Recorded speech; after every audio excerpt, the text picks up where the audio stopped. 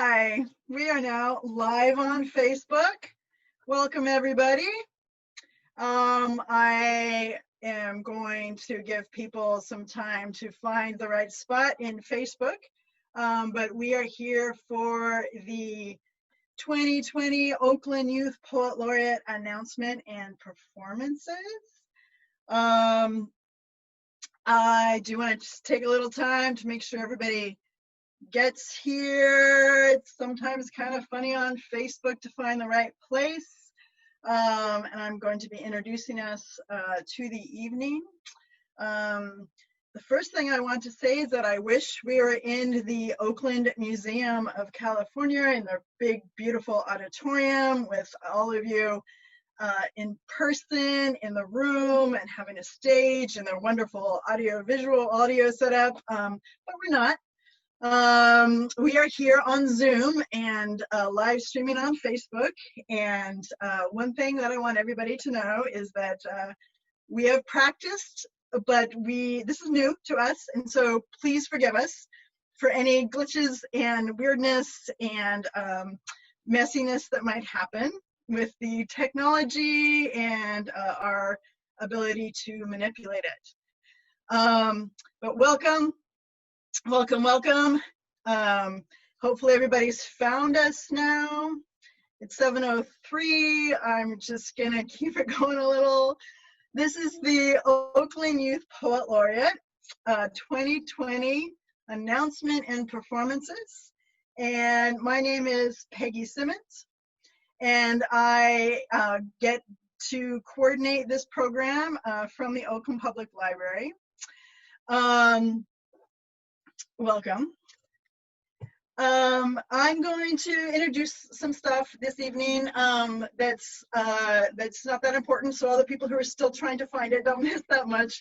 And then I'll introduce our 2015 Youth Poet Laureate, Tova Ricardo, who will MC the evening for us. She'll take us through the rest of the evening. But let me tell you a few things first. So tonight, we are going to name the 2020 laureate, as well as the vice laureate. You'll see some pre-recorded performances from all of this year's finalists. We decided to pre-record them just to make sure that they are as good as possible and not have to rely on tonight's technology and Wi-Fi, etc. We'll announce the laureate and the vice laureate at the end, and the new laureate will perform live. One thing that I do want to make sure that everybody knows is that all the judging is finished. It was finished weeks ago. Tonight's performances are really just a gift for all of you who are watching. So the Oakland Youth Poet Laureate program is in its 9th year. We will be naming our 9th laureate tonight. And the program is organized by the Oakland Public Library with a lot of help from a lot of community partners. To become the Oakland Youth Poet Laureate, it's not just about poetry, but one must also demonstrate an ability to be a leader and to represent the city of Oakland and inspire future young writers and performers and work on social justice. Excuse the squeaks. The finalists that you'll see tonight went through a vigorous, very thorough interview and application process. We had 6 finalists for the Oakland Youth Poet Laureate this year, and one of them, Jordan Tisnato, had to step down. And so he is not with us tonight, but he is still a finalist and still part of the program, and he was a finalist last year, and we will be showing a video from him tonight. But he's no longer in the running for the title of laureate this year. But it's true for all of the finalists that they will all be part of the program forevermore and invited to perform and participate in various events around town and online for as long as they'd like, and as they go through and beyond the program, always be welcome to take part as a mentor as well for the younger poets. So all the finalists should already be congratulated, and everybody should be very proud of them, and we are very happy to have them as part of this program. I usually try to limit how much I say and hand the mic over to the younger folks as quick as possible, but I felt like, we felt like from the Oakland Youth Poet Laureate program, we felt like we needed to kind of recognize the moment that we're in as well, and have that be coming from the organizers of the program and the older folks in the program, because this is a year and a moment that won't be forgotten. I'm failing to find adjectives that can be briefly state what we're going through, but we're all feeling a lot right now, and thinking a lot right now, and we are seeing once again how our young people are stepping up as leaders in a remarkable way, and we're so proud. And I want to say strongly how important it is to listen to our young people and to support them. We can't leave the future completely in their hands. We can't leave it up to their brilliance and energy entirely. But if we don't listen to them and support them, we'll have a harder time. It's so important to listen to them and to support them. And this program, the Oakland Youth Poet Laureate program, gives Oakland a way to do that, because we amplify through the program their talented voices and their brilliant words and their amazing thinking. And we are really, really glad that you are all here tonight to listen to these young people. So that's it for me, pretty much. I'm going to introduce you now to Tova Ricardo. I hope you all enjoy the evening. So Tova Ricardo is our 2015 Oakland Youth Poet Laureate, and she's going to MC the evening for us. Tova is a rising senior at Columbia University in New York City, studying English and sociology. Tova has performed at venues and events such as the Nuyorican Poets Cafe in New York City, the Golden State Warriors Black History Month halftime show, the Screwball Center in Los Angeles, and the Palace of Fine Arts in San Francisco. She is the recipient of the American Jewish Press Association's Simon Rockour Award for Excellence in Personal Essay, and she has been featured in the San Francisco Chronicle and KQED. We're going to show, thank you, Tova, for taking us through the evening. We're going to start with a performance from Tova. And all the rest of us can turn our videos. There is something about my grandmother and the way her Southern accent comes out at my blackest moments. She always stands strong like a Black woman from the South had to do. Told me there is no room for shyness or fear because you can't let these white folks scare you. Every time I'd come to her house, my grandma spoke intelligence into my name. It was Friday morning. She already laid out a whole world, books, notepads, and pencils. Those were the days when I spent my mornings with grandma, spelling cards, and whatever Pa made in the kitchen. Tuna sandwiches spread with the love, and I never wanted to leave. I could sit there and listen to my grandma smile and speak me into a bayou I never knew. Grandma taught me never to surrender my heritage, my voice. Even though she had to leave Louisiana, my heart didn't. Grandma made me who I am today, was the mother I always wanted, looked at me and saw worth. Grandma prepared me for this world, crossed me with her rosaries and brown hands. Grandma smiles, and I wonder why I was looking to the sky for God.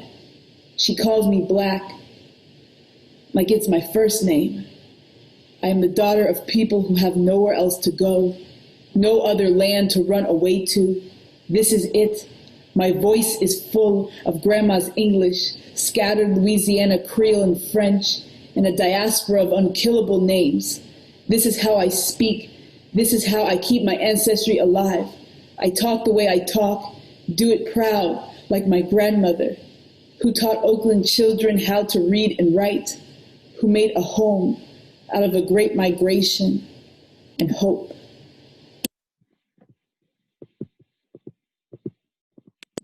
Thank you so much. I hope you were able to receive my poem. And for me, I have always valued this program, the Oakland Youth Poet Laureate program. Having been the 2015 Oakland Youth Poet Laureate, I not only developed myself as an artist and have gratefully been exposed to so many different kinds of people and poets and have had my work shared with my communities in the world, I've also developed such a wonderful family. And that was something I was telling the finalists earlier, that no matter how old you get, where you go, where you end up, you always have this program, this family that will have your back, that will support you at the end of the day.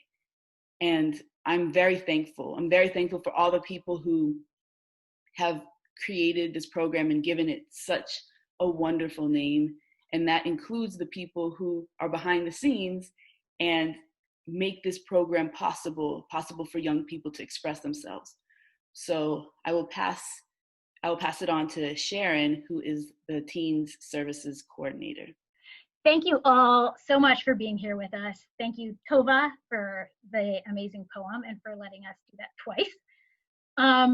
I'm here just to acknowledge a lot of people who really help make this program possible. So we have so many partners who help make the program what it is. So I want to thank them: the Oakland Museum of California, Chapter 510, Scholarship America, Right to Read, the Oakland Unified School District, Pegasus Books, the City of Oakland, and the support of its mayors and council members through the years. Thank you for helping us to lift youth voices up through this program. A huge thank you so very much to the Friends of the Oakland Public Library who fund the $5,000 scholarship awarded to each laureate. Since the inception of this program, we have collectively offered over $40,000 to help support college and career advancement for the laureates. I want to thank all the Oakland youth that applied and continue to apply to this program. Thank you for wanting to represent your city and for letting us help you do that. To our teachers and community partners and to the Oakland Public Library staff that support these youth, thank you for your unwavering dedication to the talent found here in Oakland. To our judges this year, Tyson Amir, Rachel Stanley, Evelyn Avia Torres, the Reverend Danny Gabriel, and Tino V.H. Jr., thank you so much for your time and your teamwork and your commitment to youth and to poetry, and for making it work when we couldn't work together in person the way we normally would. To all of our poet laureates, Steph Yoon, Obasu Davis, Sophie Elkin, Tova Ricardo, Azaria Cole Shepard, Lucy Flattery Vickness, Layla Motley, and Samuel Getachew, you always lead the way, and we're here today on this stage because of you. And maybe most importantly, to all the young poets who have been a part of this program, and especially to those of you on the stage with us tonight, thank you so much. As Peggy said earlier, your leadership and your words are so important and so vital. And we really are truly honored to have you be part of this program. And we're so glad to be able to help raise your voices. Thank you for all that you share with us, with your community, and with the world. You're doing such important work. So thank you. So now I am going to introduce an amazing poet who will have a video shown of him performing. I'm going to be introducing Samuel Getachew. So Samuel Getachew is a 17-year-old poet and writer from Oakland, California. He is the 2019 Oakland Youth Poet Laureate and a 2020 National Youth Poet Laureate finalist. His work has been published in the New York Times, the Washington Post, and more. And he will be attending Yale University in the fall. So now we will be hearing a poem from Samuel.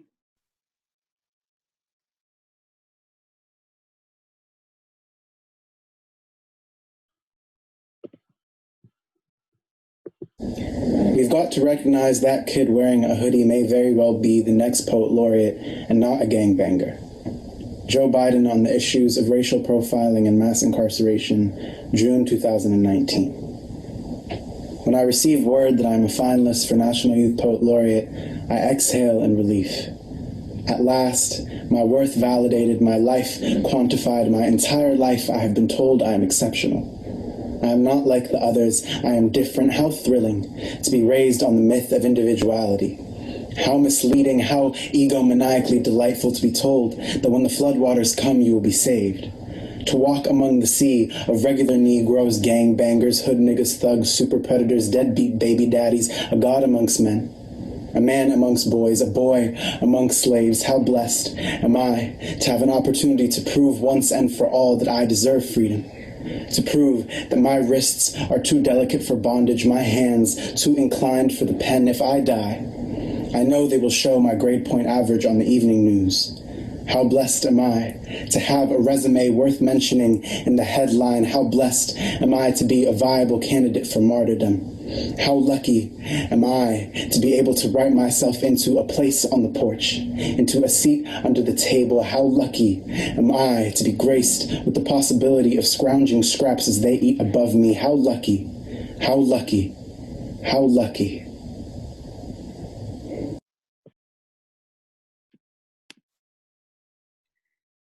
Thank you so much, Samuel. That was an amazing, amazing piece. One line that stood out to me was to prove that my wrists are too delicate for bondage, and the repetition of how lucky, how lucky. Thank you so much for reading. And this is just one example of the amazing work that comes out of this program. So the next person that we will be watching their video is Sierra.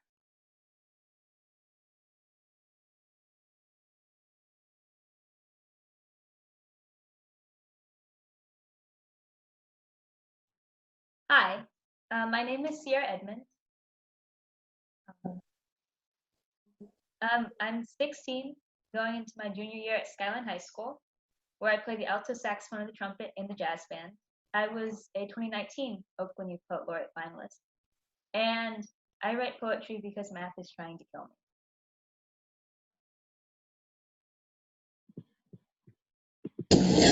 I keep thinking that one day I'll wake up and be 8 years old again, but each year proves my fantasy wrong.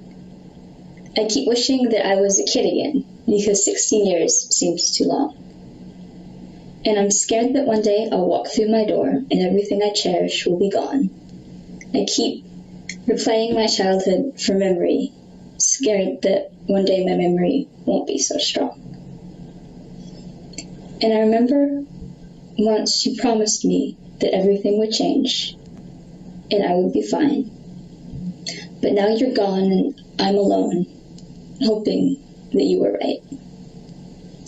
So I'm standing here a lot taller than I used to be, trying to figure out how to stop time, watching the days turn to months and the months turn to years. You were right.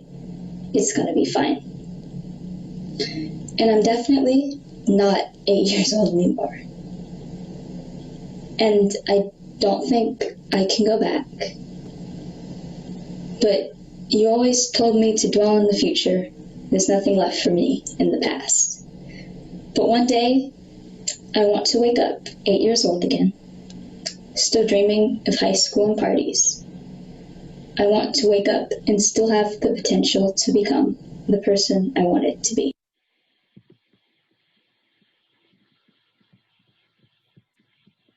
Thank you so much for that poem.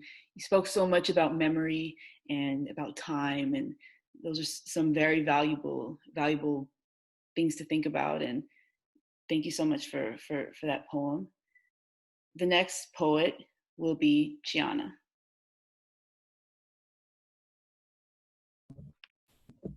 Awesome. Hi, everyone. My name is Chiana Griswa. I am 16 as well. I'm a rising senior at East Bay Innovation Academy High School. I grew up in Oakland, and for that, I am incredibly grateful for its diversity, its rich political history, and dynamic culture. I believe that the landscape of Oakland largely shapes my writing and constantly demands, excuse me, poetic introspection of its citizens. And poetry in particular allows me to gracefully express the jumble of feelings that are inside my head. And I think they become even more incredible when those creations, which are so intimate to myself, can resonate deep in the hearts of others. So thanks.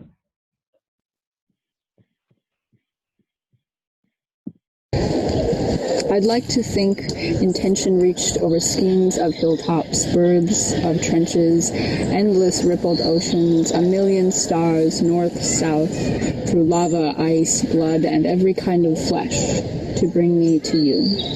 From the great crucible of your will, the pit of your belly lined with lilies and lipids, such richness have you conjured. Eyes that learned you as they grew, sorrowed heads fain to melt against your curing shoulder, the hand that kissed this pen, bled through its ink, and so much more.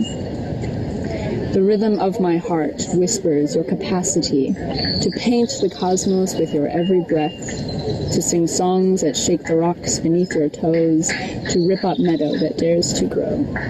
Then to miss of sun, heat of snow, your bones built strong to run them sore.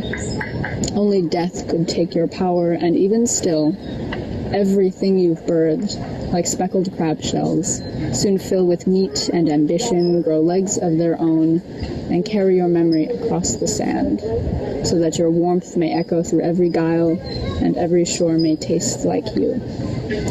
What are mountain peaks for, if not brace your castle? What are limbs of evergreen for, if not crush to ash amid your flame? Every inch of the world is yours to drink and yours to make. The very power of inception, virtue of creation, nests deeply in the creases of your hand.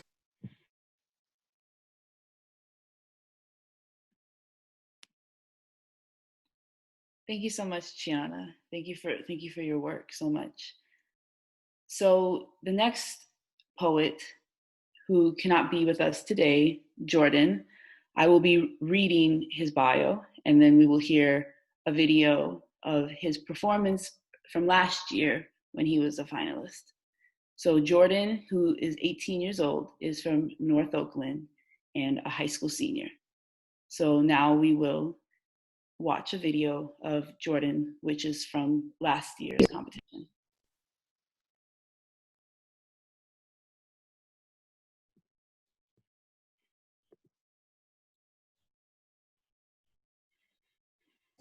Bullets of pure hate barely missing my fate. Looking death in the eyes as we stand face to face. With my fan by my side is my bulletproof plate. But one wrong move can be my last mistake. So many lost faces, so many forgotten. The cycle continues as bodies keep dropping. Too many mistakes, but I'm not in a coffin. My bulletproof vest keeps my heart from stopping. There's kids in the streets playing soldiers, they brave. Getting out a little harsh, trying to keep a clean slate. Doing drills in the streets, throwing rocks at the cage. Putting chains on my hands, man, I feel like a slave. Rolling dice with my life, giving up but no take. Trying to work on my body, stimulating my brain. Being black is my trait, being strong is my brain. Man, I'm glad I get filled up with hate. Now it's time to load up them K's.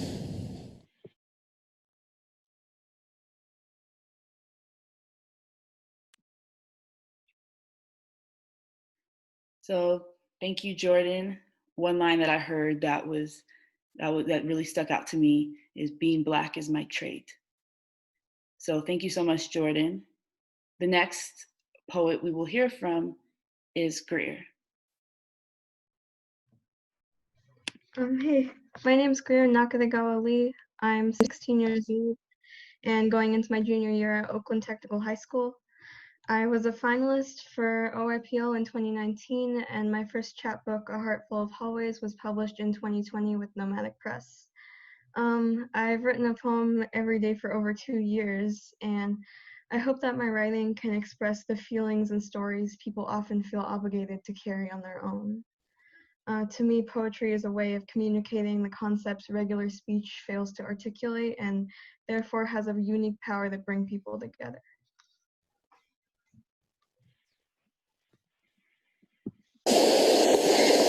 Today, yes, we commonly set fewer women on fire.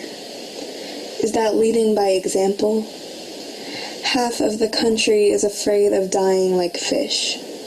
Open mouth unhinged towards the sky, pale stomach full of hooks, not a decent death, the death of salt slipping from fingertips, not making a sound when you hit rock bottom again. Today, yes, we commonly set fewer women on fire. What does that mean to the memories of flaming corpses? Time of death for the witch, half past the hour, let's put her etching in the newspaper. No, I'll tell you about it in my next letter. No, I'll play it for you on the radio. No, I'll text you the video. We'll all watch her burn together. It is not a decent death. Live streaming screaming. The hand lurches in the burning and the chat goes wild. She floats, charred on the wind, and the messages pour in over the empty pyre. I don't even know what I'm doing here. Thank you so much, Greer.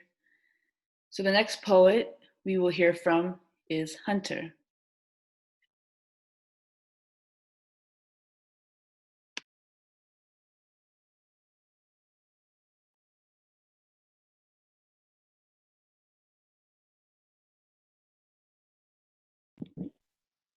Hi,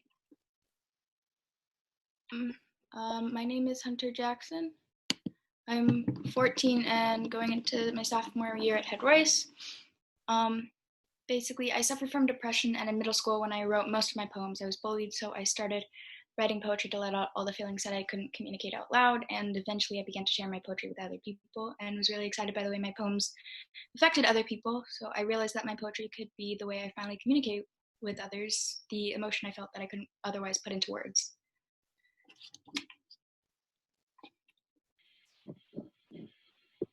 This is a poem called My City. Inside everyone's mind, a city lies. Everyone's city is different. In her city, the lights are always on.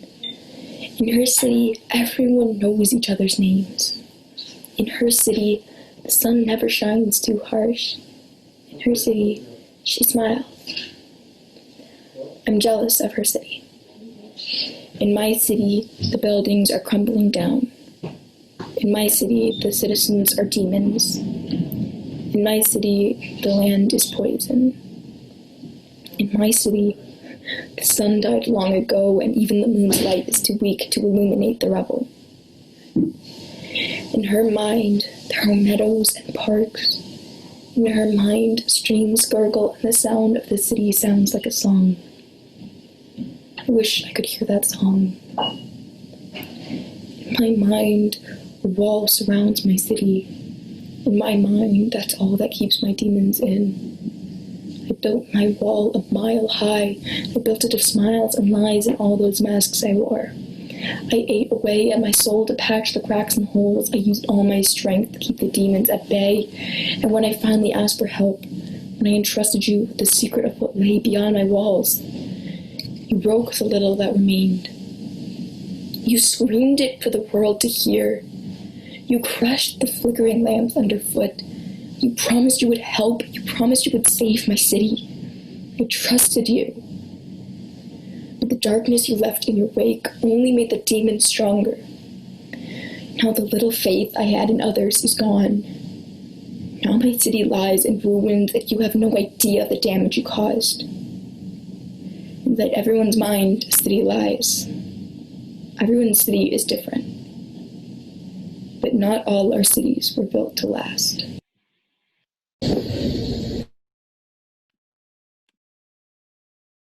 Thank you so much, Hunter. One line that I heard, I used all my strength to keep my demons at bay. Thank you so much for your work. Thank you so much. So the last poet we will hear from is Michelle.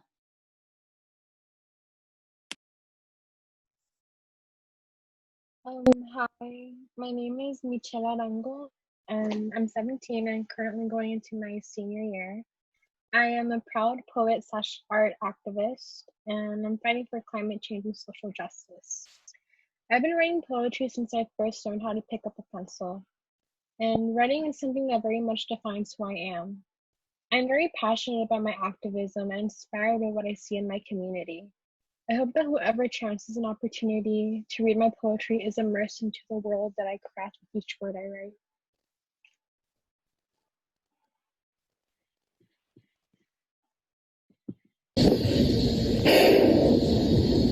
I look at myself in the mirror every day and wish I could shove myself in the washing machine to be skinny enough to fit in that tiny tub and scrub away the miseries of my day.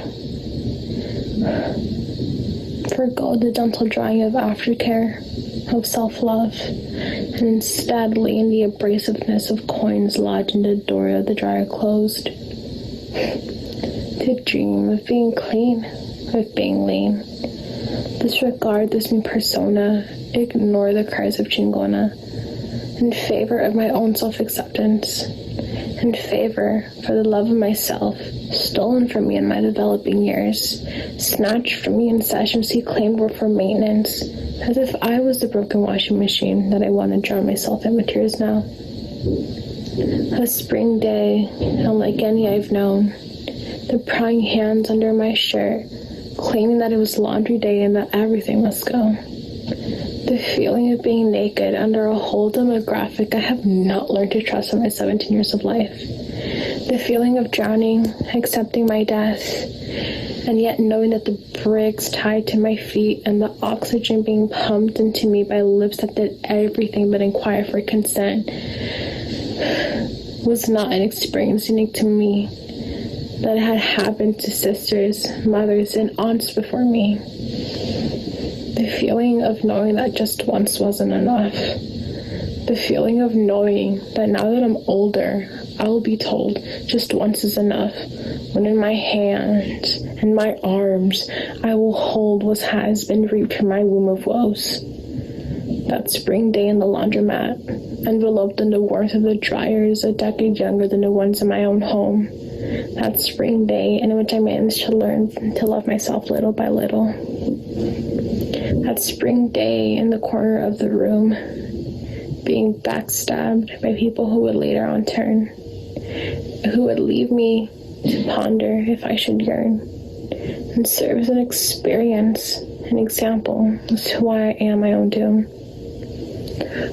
But spring days must come and go, and in the months that are to come, I hope to be clutching the hand of my crutch as the other holds onto a sweet pink concha, as he and I await the summer days I also hate, as she and I bask in the crunchiness of autumn afternoons, and I, as selfish as it seems, bask in the coldness and raininess of my birth month. The ending as the clock strikes 12 and we move on to 13. Thank you so much for your poem. And thank you everyone who, well, you weren't performing now, but thank you for creating those videos of yourself reading your poems and sharing them with us. And it was just so powerful to hear all of you. So now we have this very special, time to award all of the finalists their medals. Normally, we would be doing this live and we, put the medals over their heads, but we're not in person right now. So we have asked whoever is in their household or themselves to award themselves their medals. So if everyone could grab your medals and you're in the bag that it was sent in, and show the audience what you have been awarded, that would be wonderful. And if you could take such medals out of the box, that would be great. Maybe put them up close to the camera so the audience can see our Oakland Youth Poet Laureate finalists. Awesome. We're having some people put the medals on. This is great. This is great. Did we clap? Yes, we should clap. Clap for yourselves also. Yeah, you all should be so proud of yourself. This is such an amazing accomplishment, just being finalists and representing Oakland and sharing your poetry. You are all so amazing and such wonderful poets. So I will pass it on to Samuel to give some words about his experience as a poet laureate.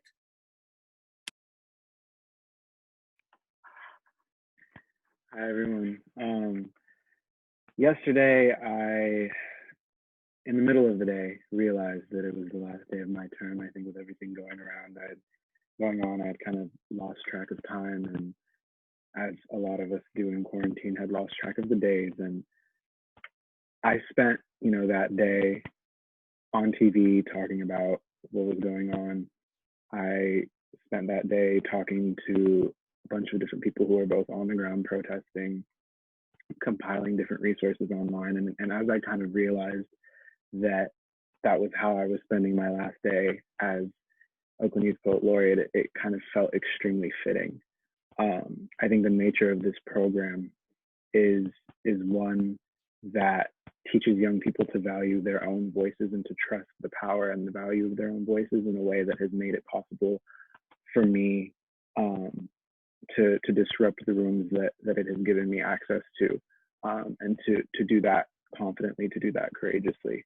And yeah, I don't really have much more to say than that. I think there's nothing more Oakland than this program. I think that our city is the reason that I am who I am today, and I think that this program exemplifies that. Thank you so much, Samuel. I'm going to ask actually the finalists to show their gift bags actually to the screen so everyone can see, because usually everyone would be seeing your gift bags.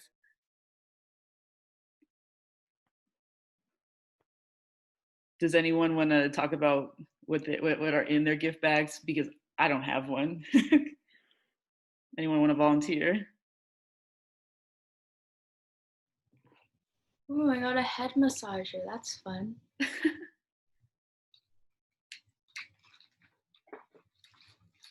Does anyone else want to show what they have?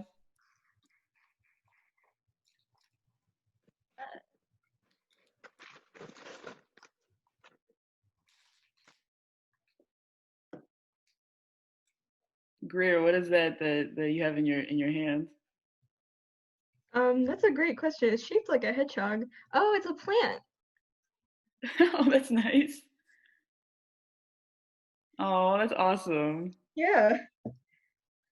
See, I remember when I got my bag, I think it was an Oakland Public Library little bag that I could just like put over my shoulder, and I don't even know where it is anymore because I have used it so much.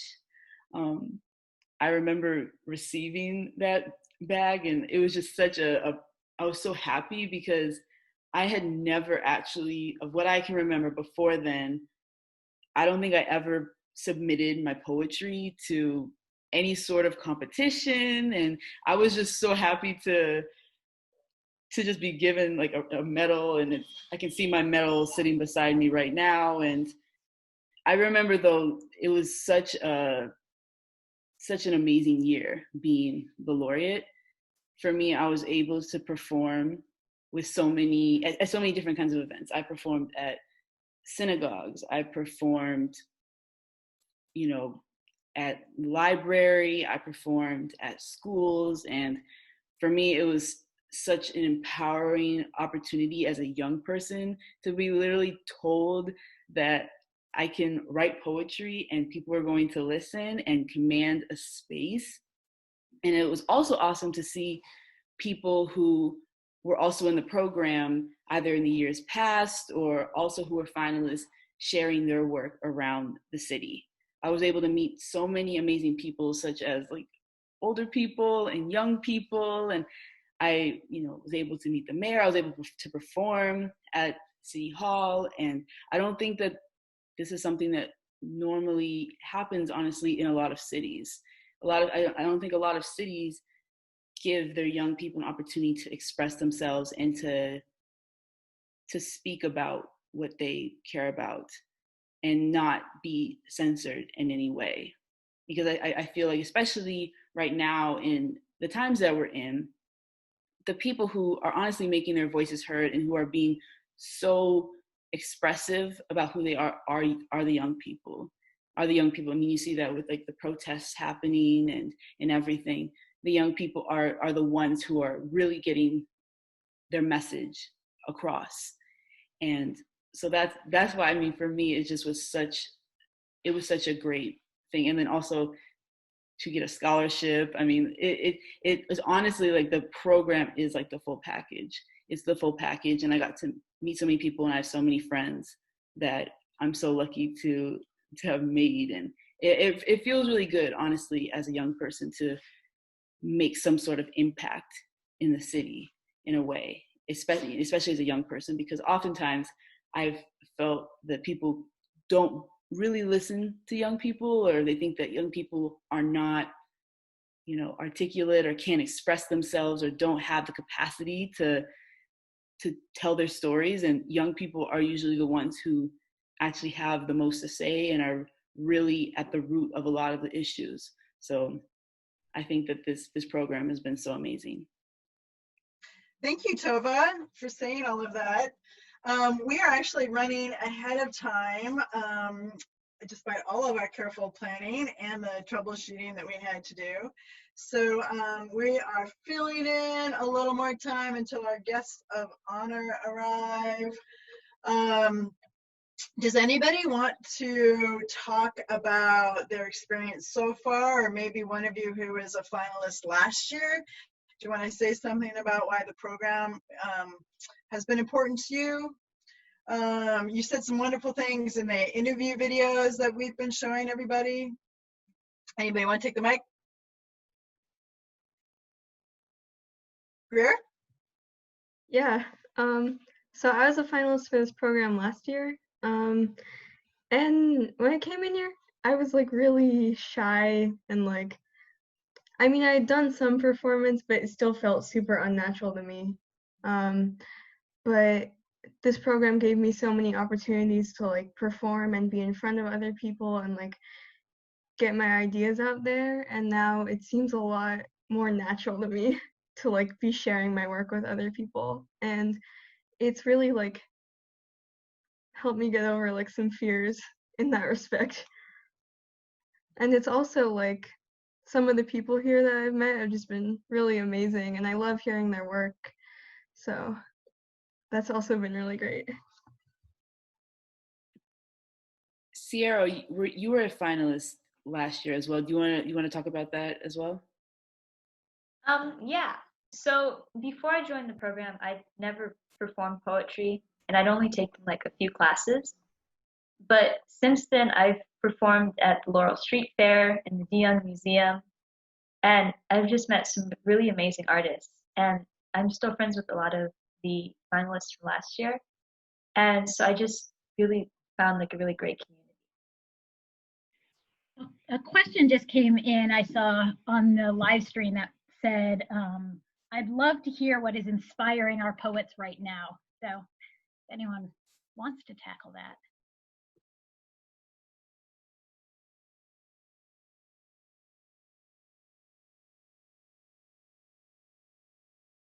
Maybe someone who hasn't spoken yet? I like to write poems about how much the world sucks.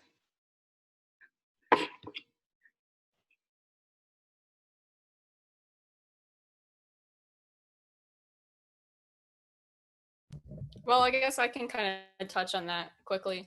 I feel like right now specifically, there's huge political upheaval just in society in general, and that kind of brings about voices and it brings about converse. So you see people discussing who wouldn't usually be discussing things politically or things socially. And I also see people who have completely changed their own personal views because of the conversations that I see coming up. So I feel like that kind of ties in. It's inspiring me to write down my thoughts and articulate what I think about what I'm seeing, because so many people are having discussions, which is really, really an interesting thing to see. So yeah.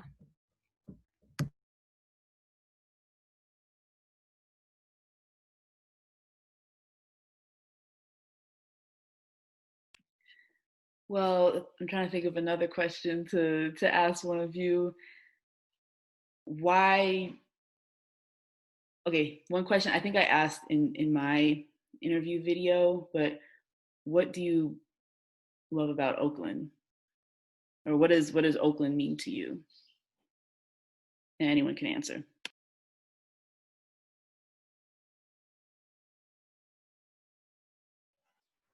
I'll go really quickly. Sorry, I'm blanked out. I'll just.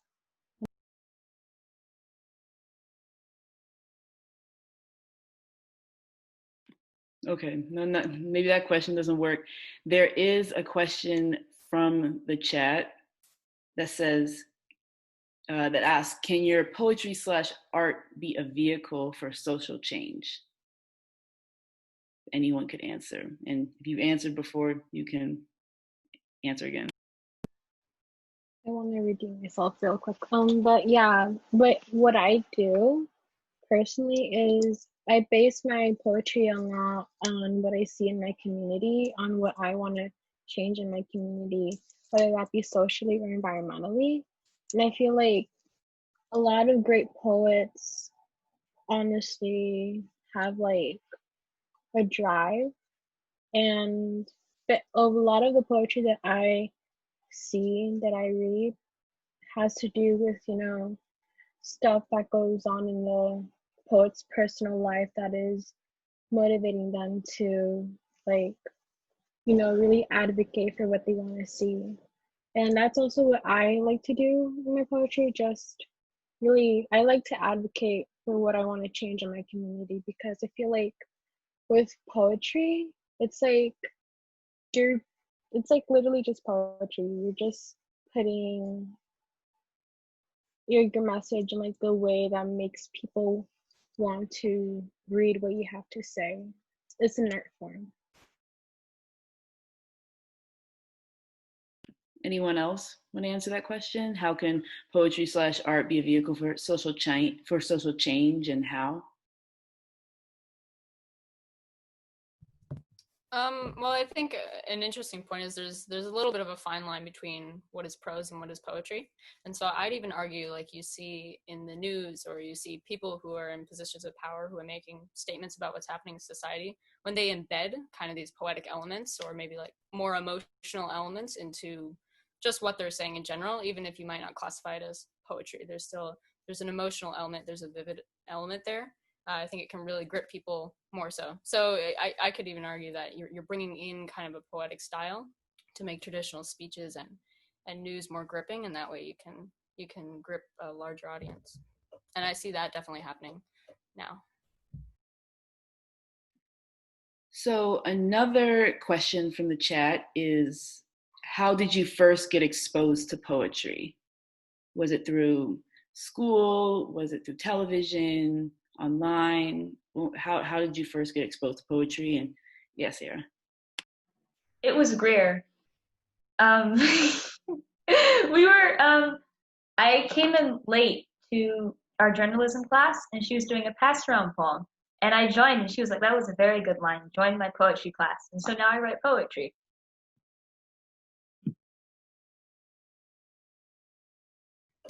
I guess I have a kind of a funny story there. I thought I made it up. I thought I invented it, because when I was in middle school, I love to write in general, but when I wouldn't have a lot of time, and I was just like, oh, I want to write something quick. I want to write down this very complex thing, but I don't know how to frame it in essay style, so I just write it in little lines. And then I was like, oh, this is kind of cool. And I was like, wow, this is like unique to me. Like, I made this up. And then when I started reading other people's work, I was like, oh, this is poetry. This is a thing that other people do as well. So that was interesting. I kind of fell upon it on my own. I don't really know where I learned about poetry from, but I knew about the concept of poetry for a really long time. And then I kind of failed an English test and decided, hey, why don't we write about how I failed this English test and life sucks? And so that's how I started writing poetry.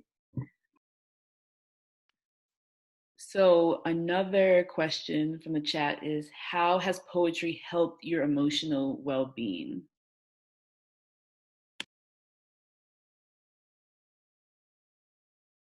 Or maybe how have you been able to like express yourself and how you feel through your poetry? Yeah, like how hasn't poetry helped my emotional well-being? Like I write like every night before I like go to sleep, and I legitimately think that that helps me fall asleep better, because it's just such a good way of like connecting all your thoughts together and just getting them like somewhere else into like some art form, so that I don't have to like keep all my emotions inside of me all the time. Like, because some things are just too heavy to be carrying around with you, like in daily life all the time, and you need like an outlet to express it with. And that's what poetry is for me, definitely. Yeah. I totally agree with that. And throughout quarantine, I'll be sleeping and I'll wake up at like 2 a.m. and I'm like, I need to write something. And the whole time I'm like, I should be sleeping right now. So I've messed up my sleep schedule staying up writing. So I totally feel that. Yeah, honestly, I feel like we're in quarantine right now, and I feel like I should be writing more, and honestly, it's not happening. But yeah, no, I feel like for me, like poetry has been a way to not let myself. It's honestly just a way for me to express myself and express how I feel, because everyone has an opinion about what they're experiencing in the world or what they see in the world, and I think it was really important for me when I was younger to write and feel like I could literally say what I want to say, and no one could tell me no one could tell me what I could say. I have the agency and the ability as a young person to write and to express myself, and I don't need anyone else's permission to express who I am. There's another question that is being asked. If you could say one thing to people stuck at home and with all the uncertainty going on in the world, what would it be? So I'll say it again. If you could say one thing to people stuck at home with all the uncertainty going on in the world, what would it be? I guess I can touch on that. I mean, when there is uncertainty and when there is lack of organization, that's when change happens, right? That's when people are questioning what structures and systems are going on, then they're gonna make poetry about it, or they're gonna speak on it, or they're gonna create new ideas. So I think that uncertainty is kind of brackish water in seeing changes that we want to happen and seeing shifts that we want to happen. So maybe it's unsettling, but I think it's that first step to seeing a concrete change that we want to.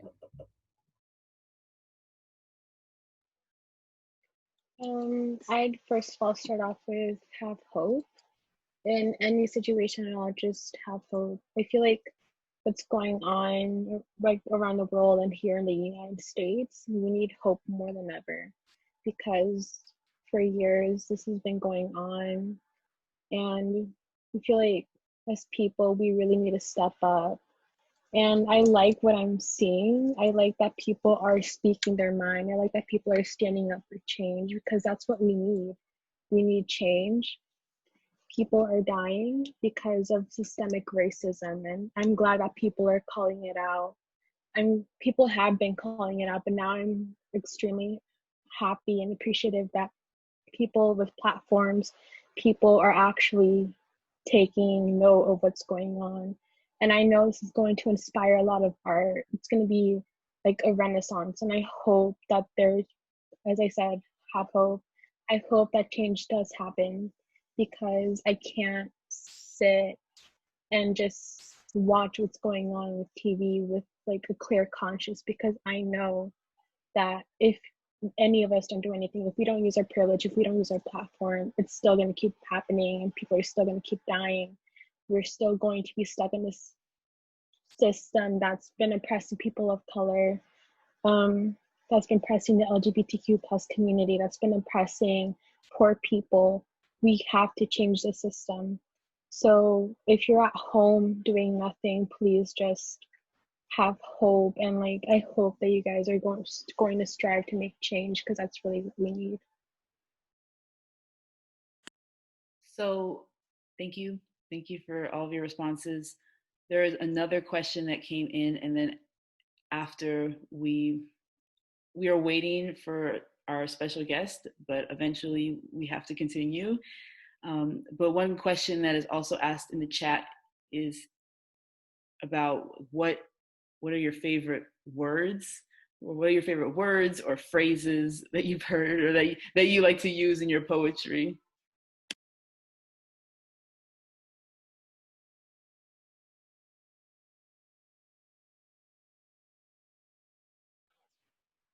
I really like using a lot of Spanish words in my poetry, and I like having, just words that don't exactly translate to English be in my poem, because I feel like I'll literally just write a poem in Spanglish because there are words I just cannot express the same way. Like, for example, I like using the word tuerto, I like using antier, and I feel like there are just like phrases that I like using a lot, just like a lot of metaphors. And yeah.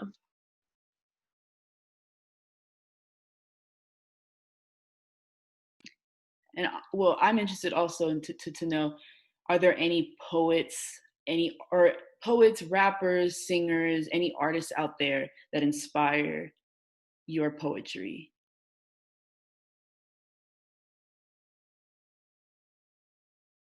Yeah, Hunter.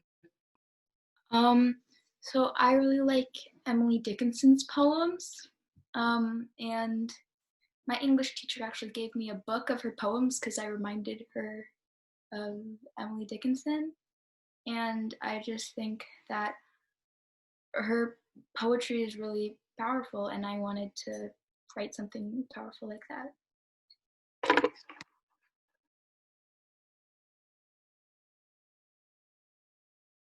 Anyone else? Any other artists? I know for me, I could say probably some of the artists or the poets that I really appreciate and that inspire me are Bell Hooks and Audre Lorde and Lucille Clifton, and are Black women who are speaking about issues that pertain to being Black women. Because oftentimes what I find is that people are either speaking about Black issues or women issues, but that Black women are in this particular place in the world in which we encounter not only hatred for being Black, hatred for being women, but we also experience hatred for being Black women. And we experience that in the Black community and outside of the Black community. And so those women have been able to, I'm able to read them and really feel like, wow, there's someone who's explaining certain things about, how people view Black women in our image. And I think that, it's really important also for me to just listen to music, Kendrick Lamar, so many different kinds of people who help me. Even just if I'm in writer's block, I listen to them and then I'm able to come up with something. So next, apparently I'm getting word that our special guest is here, and I will give it over to our special guest.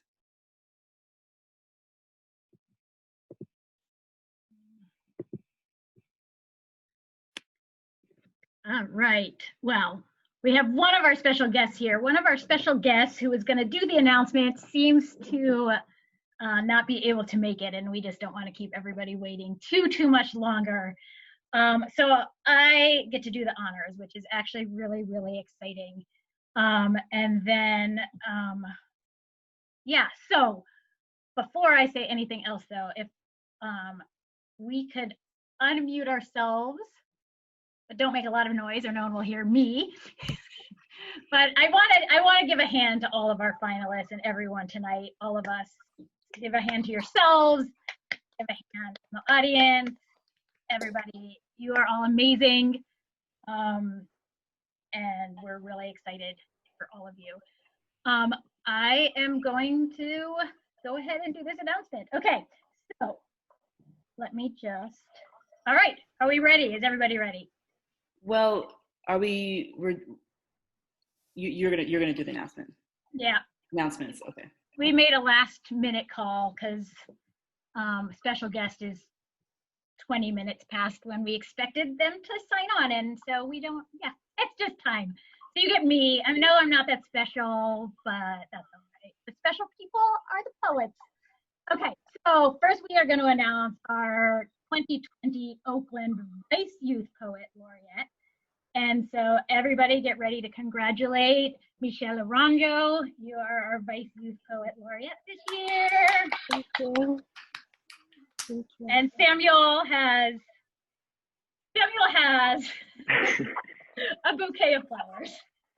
So you'll be getting a real one soon. yeah, so traditionally we have the current laureate give a really nice bouquet of flowers to our new Vice Youth Poet Laureate. So Samuel has a beautiful picture of a random bouquet of flowers that is not the same one that you will be receiving, but you will be receiving one tomorrow at your house. And Samuel, thank you for being a trooper with that one. All right, and so another big hand for Michelle. We are so excited. Thank you. And are we ready? Is everybody ready? Yeah? Okay. So what we've been waiting for, introducing our 2020 Oakland Youth Poet Laureate, Greer Nakadagawa Lee.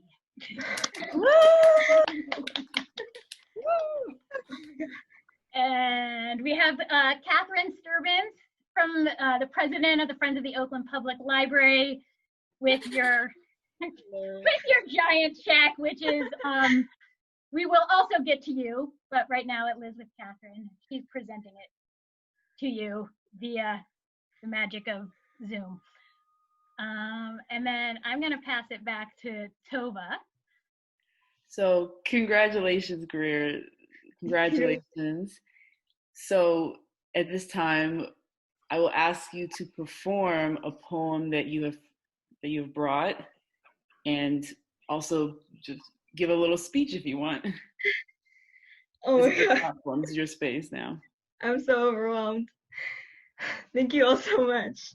I'm really, really just proud to be the laureate, and like, especially in a time like this, because we need like young activists more than ever. You know, I can't even, sorry, I'm just so excited.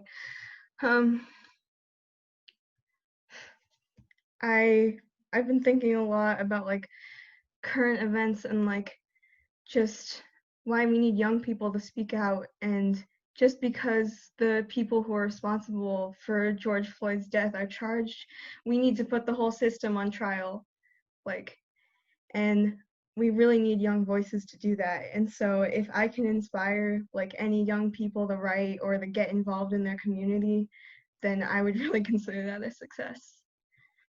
And so now I'm gonna read you guys this poem I wrote. This is called 2020. 1. How can you feel someone breathe their dying breath under your knee and not understand it as a murder? This is a rhetorical question. I know none of us need to hear another white police officer repackage abuse as heroism, that none of us need to hear another powerful white man tell us why the rules don't apply to him. 2. In the White House, the president is starting Twitter feuds while we live our lives in fear of what he calls the Chinese virus, while he tells us to inject ourselves with disinfectant, power-tripping cops tear gas peaceful protesters, the coughing, the sneezing, and watery eyes, and who can afford to care less than a man who governs reality but does not seem to live in it. 3. We reach out to each other like shipwreck survivors grasping for lifeboats, hoping to find something solid in all this crisis, but with every touch you feel the anxiety of contagion. A million grasping hands, a million voices joined together in the same refrain. I need you more than ever, but you have to stay away. 4. And too many of us are comfortable living in this space between kill and let die. No, you were not the knee on George Floyd's neck. You were not the bullets that pierced Breonna Taylor's skin. But do you not understand we have a responsibility to stop the machine that turns Black households into memorial, into gravestone, to invoke our rights to break a justice system that will not hold cops accountable to the laws they swear to enforce? And it's true, we cannot crowd close. We cannot take each other's hands, but I swear we can still fight as one. Until every single one of us has the freedom to exist comfortably in our own skin, to live without fear, to breathe. Thank you. Thank you so much, Greer, and congratulations, Michelle. Thank you so much, everyone. Thank you to all the finalists. You are all so amazing, so powerful, and it's so wonderful that you all are representing Oakland. I want to congratulate you all again. Say thank you to the audience on Facebook. Thank you for joining us and watching and supporting young people. Please continue to support young people, support the library, support the program, show out for young people, especially the adults. Show out. I'm so proud of everyone. Thank you and have a great night.